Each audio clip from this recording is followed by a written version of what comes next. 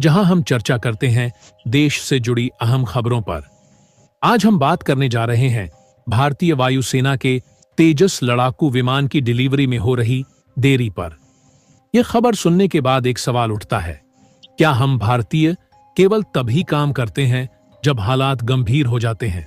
ऐसा क्यों? आइए इस पर विस्तार से चर्चा करते हैं। दरअसल दोस्तों, तेजस विमान की देरी की रिपोर्ट, जैसा कि आप स्क्रीन पर देख सकते हैं, रिपोर्ट आई है कि भारत के स्वदेशी लड़ाकू विमान तेजस की डिलीवरी में पहले ही देरी हो चुकी है।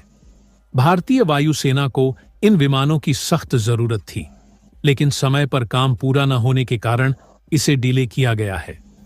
अब सवाल उठता है, क्या यह देरी हमारी कार्य संस्कृति का हिस्सा है? यह केवल तेजस प्रोजेक्ट की बात नहीं है। हम अक्सर देखते हैं कि चाहे सरकारी काम हो या निजी क्षेत्र, जब तक स्थिति बहुत खराब ना हो जाए तब तक हम कोई ठोस कदम नहीं उठाते।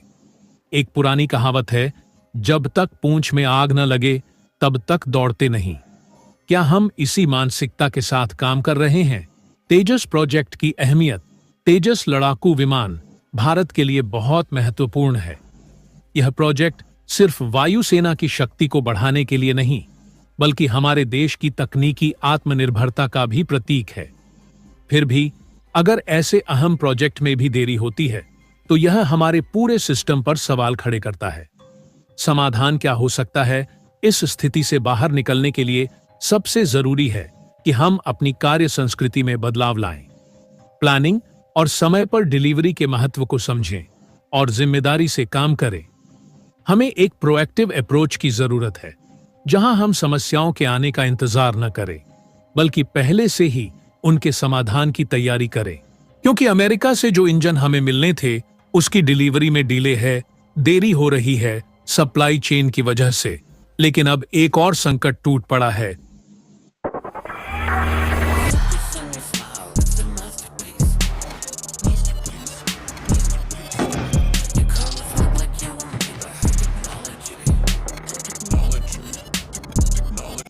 और इस बार यह मुसीबत अमेरिका या फिर भारतीय कंपनियों की तरफ से नहीं, बल्कि यूरोप के एक देश डेनमार्क से आई है। और मुसीबत यह कि तेजस लड़ाकू विमान का एक बहुत ही क्रिटिकल कंपोनेंट है, जो कि है इंजन चार्जर एम्पलीफायर। इसके बिना आप ऐसा मानकर चलिए कि तेजस लड़ाकू उड़ेगा ही नहीं। और यह बहुत ही ज्यादा सुपर क्रिटिकल पार्ट होता है किसी भी लड़ाकू विमान का। और भारत के तेजस लड़ाकू विमान में जो यह इंजन चार्जर एम्पलीफायर लगने वाला था, यह हम डेनमार्क से इंपोर्ट करते, क्योंकि डेनमार्क दुनिया में बेस्ट है इन एम्पलीफायर को बनाने में। यहां तक कि अमेरिकी जेट्स में भी यही एम्पलीफायर्स लगते हैं। तो खैर, इनका हमें इंपोर्ट करना था, लेकिन एन वक्त पर डेनमार्क ने इनके एक्सपोर्ट को ब्लैकलिस्ट कर दिया। यानी कि डेनमार्क की कोई भी कंपनी यह इंजन चार्जर एम्पलीफायर अब किसी भी देश को एक्सपोर्ट नहीं कर सकती। यानी कि भारत तो छोड़िए, अब डेनमार्क अमेरिका और यूरोप के बाकी देशों को भी यह एम्पलीफायर्स नहीं बेचेगा। और इसके पीछे डेनमार्क ने कान दिया है रूस युद्ध। दरअसल डेनमार्क ने कहा है कि इस बात का खतरा बना हुआ है। दरअसल रूस यूरोप तनाव और पोलैंड पर खतरा, जैसा कि आप जानते हैं, रूस और यूरोप के बीच तनाव लगातार बढ़ रहा है। रूस के पोलैंड जैसे पड़ोसी देशों पर अटैक करने की आशंका भी जताई जा रही है। यह स्थिति भारत समेत पूरी दुनिया के लिए चिंताजनक है। यही वजह है कि हम अपनी सेना को मजबूत करने के लिए विशेष कदम उठा रहे हैं, ताकि किसी भी इमरजेंसी में हमें पूरी तरह तैयार रहना पड़े। एम्पलीफायर की एक्सपोर्ट पर टेम्पररी बैन इस गंभीरता को समझते हुए भारत ने सेना की जरूरतों को प्राथमिकता देते हुए कुछ अहम रक्षा उपकरणों जैसे कि एम्पलीफायर की एक्सपोर्ट पर अस्थायी बैन लगा दिया है। इन एम्पलीफायर्स का इस्तेमाल तेजस लड़ाकू विमान में भी किया जाता है, और जब तक यह बैन रहेगा, तेजस विमान की निर्माण प्रक्रिया में देरी होती रहेगी। देश की रक्षा जरूरतें और आत्मनिर्भरता, यह कदम हमारी सेना को मजबूत करने के लिए उठाया गया है, ताकि हम किसी भी स्थिति में पूरी तरह तैयार रहें और हमें आपातकाल में किसी अन्य देश से मदद न मांगनी पड़े। हमारी प्राथमिकता है कि हमारी सेना के पास जरूरी उपकरण समय पर हों, चाहे इसके लिए हमें कुछ अन्य प्रोजेक्ट्स को थोड़े समय के लिए धीमा ही क्यों न करना पड़े और भारतीय वायुसेना को और देरी से मिलेगा। तो खैर, जैसे ही यह बैन हुआ तो भारत की सरकार ने डेनमार्क से अर्क साधना शुरू किया और पिछले कुछ दिनों से यह बातचीत दोनों सरकारों के बीच में जारी है। लेकिन इसी बीच भारत की HAL कंपनी ने बेंगलुरु बेस एक कंपनी से संपर्क किया और कहा कि आप ये एम्पलीफायर बनाने की कोशिश कीजिए, क्या पता आप बना सकें तो हम इसका भी स्वदेशीकरण कर देंगे और हमें डेनमार्क की जरूरत ही नहीं पड़ेगी। अच्छी बात यह हुई कि भारत की वो कंपनी ये एम्पलीफायर बनाने में सक्सेसफुल हुई और इसका टेस्ट भी हाल ही में सफल हो गया और बताया जा रहा है कि जल्द ही इनकी सप्लाई भारत के HAL को की जाएगी और यह तेजस लड़ाको विमान में लगाने का काम शुरू हो जाएगा और फिर भारत को डेनमार्क की जरूरत नहीं पड़ेगी कि जो संकट आया था तेजस पर, फिलहाल के लिए हमने उसे टाल दिया है।